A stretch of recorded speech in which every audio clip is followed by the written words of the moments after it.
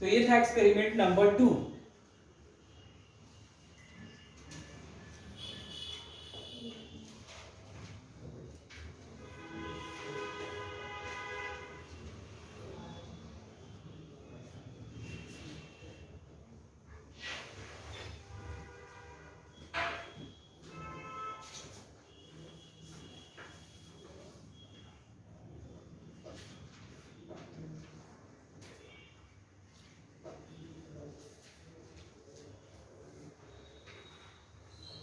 समझ में आ रहा है?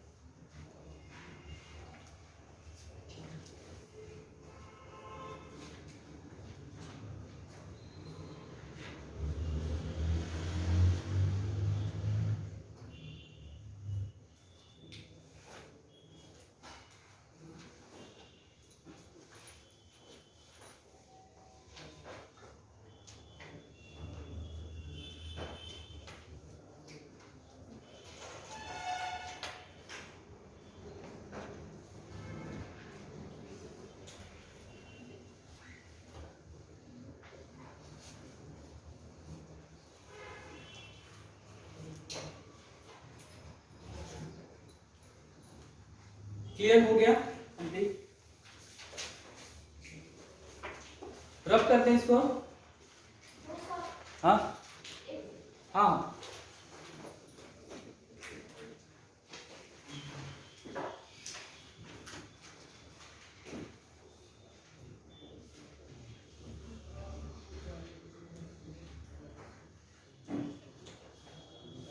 एक सोसाइटी थी जहाँ पे बहुत सारे फ्लैट थे, बहुत सारे लोग रहते थे। तो एक फ्लैट से बहुत हंसने की आवाज़ आती थी। तो जो आसपास लोग रहते थे उन्हें पता कि कौन रहता है भाई इसमें। तो पता चला कि एक पति पत्नी रहते हैं और शादी को भी अच्छा खासा टाइम हो गया था। फिर इनको लगा कि भाई बहुत खुश रहते हैं, इनसे पूछना चाहिए क्या इनके जो इनका जो दाम्पत्य जीवन है उसमें खुशी का क्या राज है। तो वो लोग एक दिन सारे पड़ोसी इकट्ठा हुए और दरवाज़ा खटखटाया।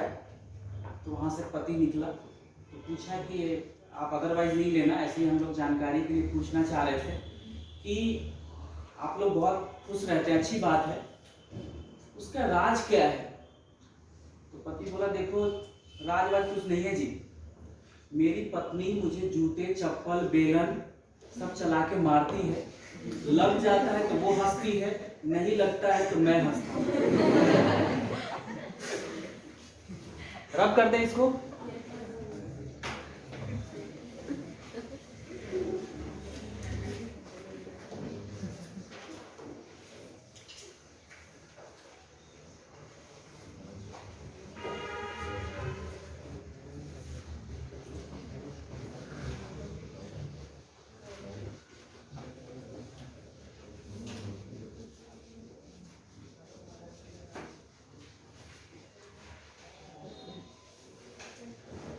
नेक्स्ट देखो metabolites.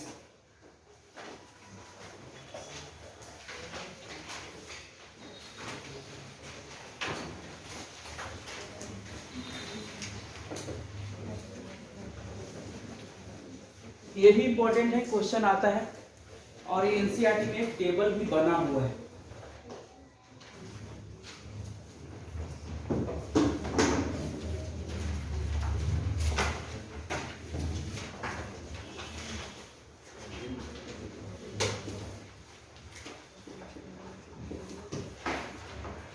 Next metabolites, clear?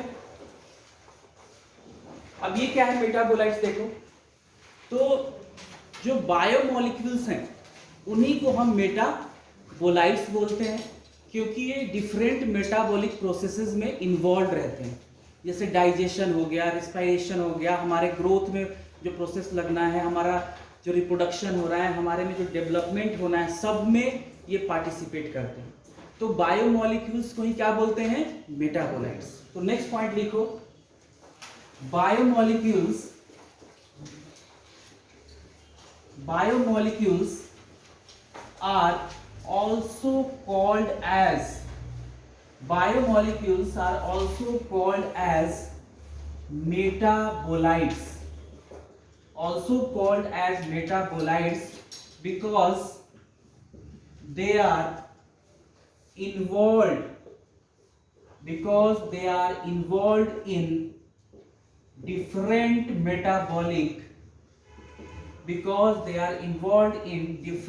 metabolic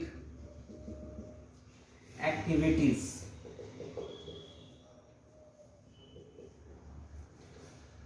clear? Metabolic activity, digestion, respiration, सारा कुछ जो है वो metabolic activity.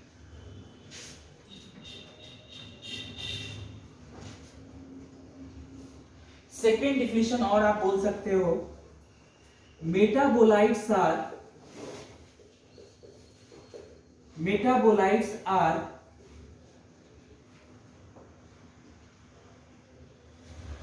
intermediates. Metabolites are ऐसे लिख लेना, metabolites are either intermediates or end product. Metabolites are either intermediates or end products of metabolic activities. तो ये क्या है? या तो इंटरमीडिएट्स हैं या एंड प्रोडक्ट है। फॉर एग्जाम्पल एमाइनो एसिड, यानी जब हमने पढ़ा था डाइजेशन वाले चैप्टर में कि जब प्रोटीन का ब्रेकडाउन होता है तो क्या बनता है? Amino acid. तो एमाइनो एसिड को भी आप बोल सकते हो मेटाबोलाइट, सुगर्स को भी मेटाबोलाइट्स बोल सकते हो आप, न्यूक्लियोटाइड्स को भी हम क्या बोल सकते हैं? मेटाबोलाइट्स। न्यूक्लिक एसिड ब्रेक हुआ तो न्यूक्लियोटाइड्स। क्लियर? तो इस तरह से ये सारे मतलब सेम है, कोई डिफरेंस नहीं है। एक नया टर्म दिया, क्यों? क्योंकि ये डिफरेंट जो हमारे बॉडी में ग्रोथ का प्रोसेस हो रहा है, डेवलपमेंट हो रहा है, रिप्रोडक्शन हो रहा है, या डिफरेंट जितनी सारी मेटाबॉलिक एक्टिविटीज हो रही हैं उन सब में ये पार्टिसिपेट करते हैं। That's why biomolecules are called as metabolites. Clear?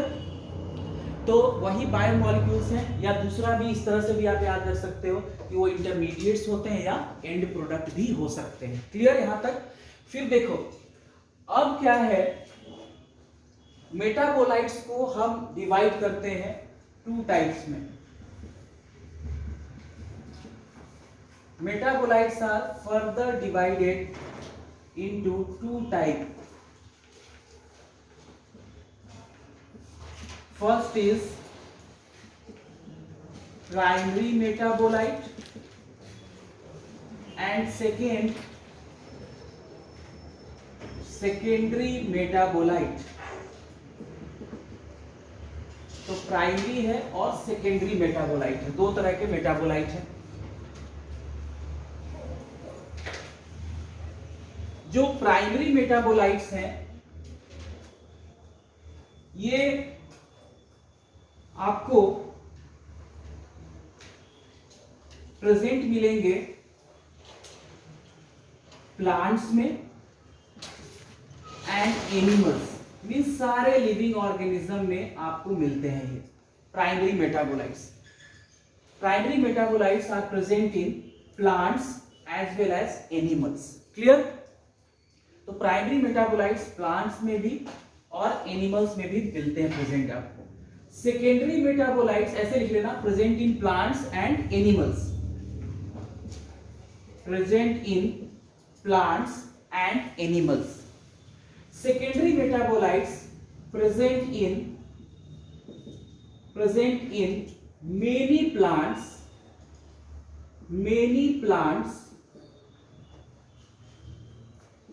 some fungi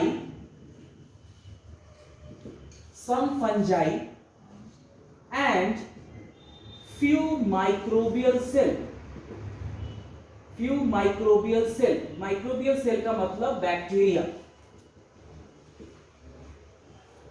तो फ्यू माइक्रोबियल सेल का मतलब है यहां बैक्टीरिया से।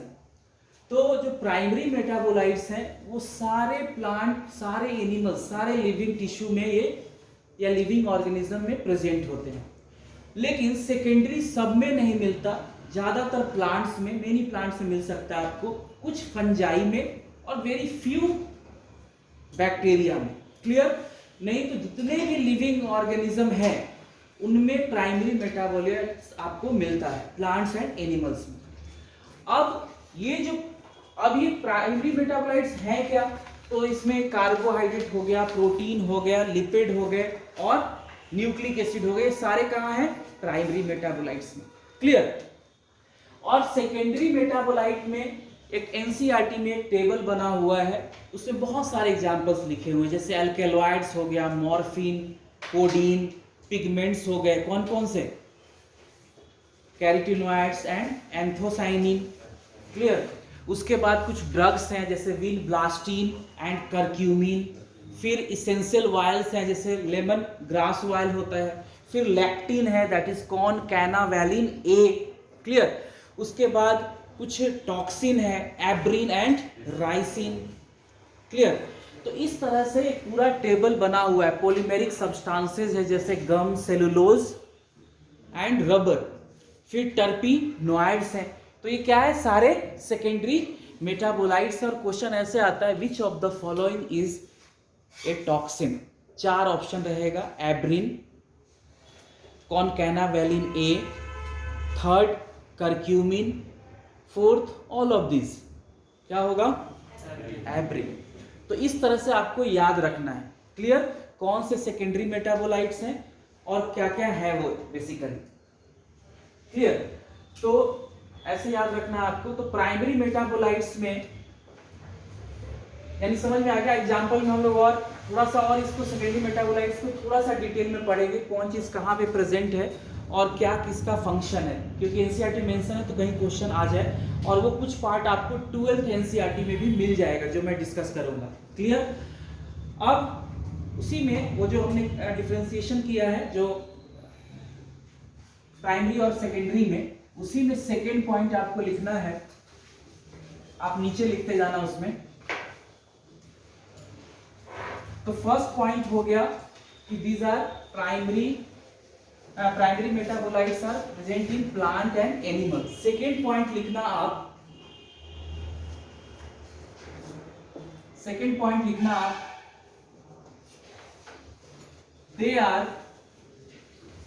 they are important for,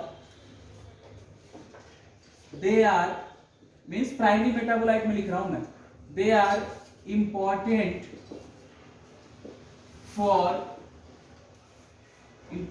for growth, development and reproduction. Growth, development and reproduction. Secondary में they are not important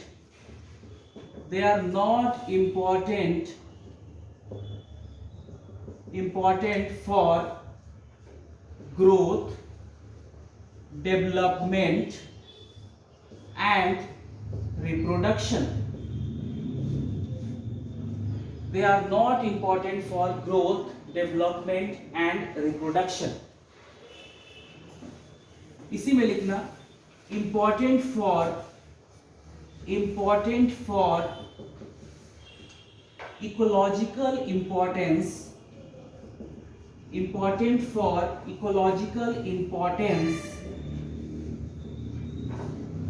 and human welfare. Human welfare मतलब मानव कल्याण के लिए, हम ह्यूमन बींग्स के कल्याण के लिए, हमारे लिए ये यूजफुल हैं। तो इकोलॉजिकल इंपॉर्टेंस के लिए और ह्यूमन वेलफेयर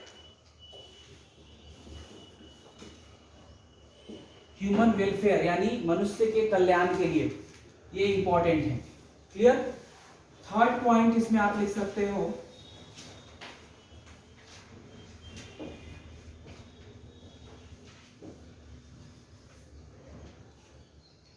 थर्ड पॉइंट लिखना है इसमें, important for ecological importance and human welfare, इसमें लिखना है these are present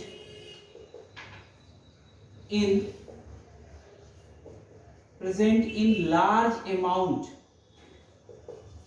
These are present in large amount in living organisms.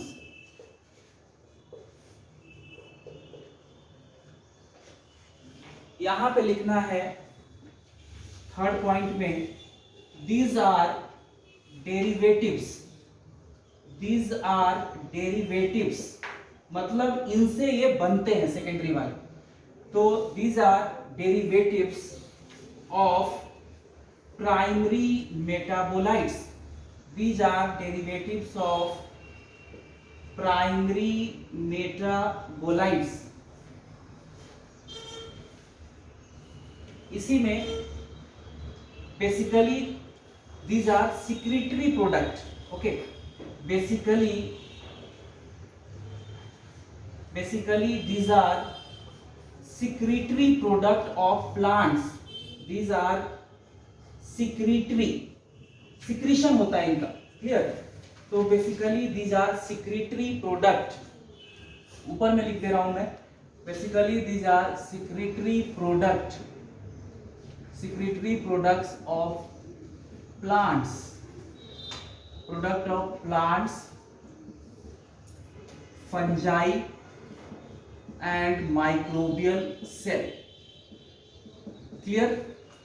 तो यहां तक ये लिखना है हमें।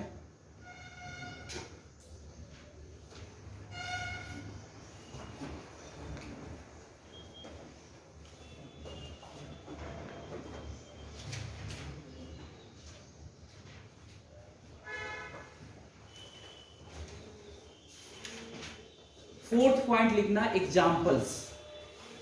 फोर्थ पॉइंट लिखना एग्जाम्पल्स। एग्जाम्पल्स में लिखना कार्बोहाइड्रेट, एग्जाम्पल में लिखना, नेक्स्ट पॉइंट में लिखना एग्जाम्पल्स करके, और एग्जाम्पल्स में लिखना कार्बोहाइड्रेट्स,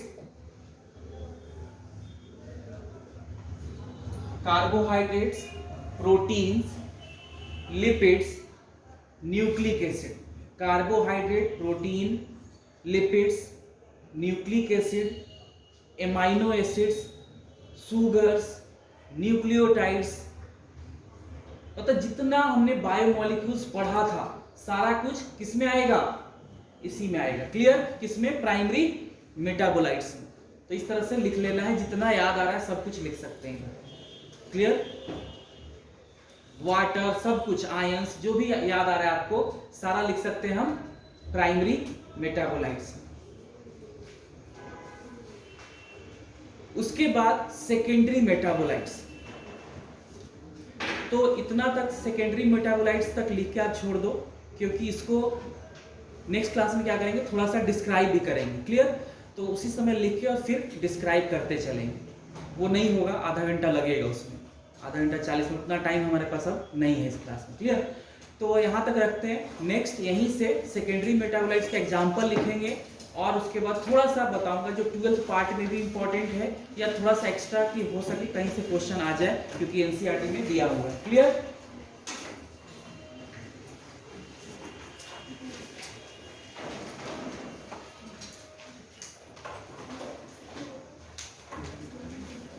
कोई भी डाउट हो तो पूछो। अभी तक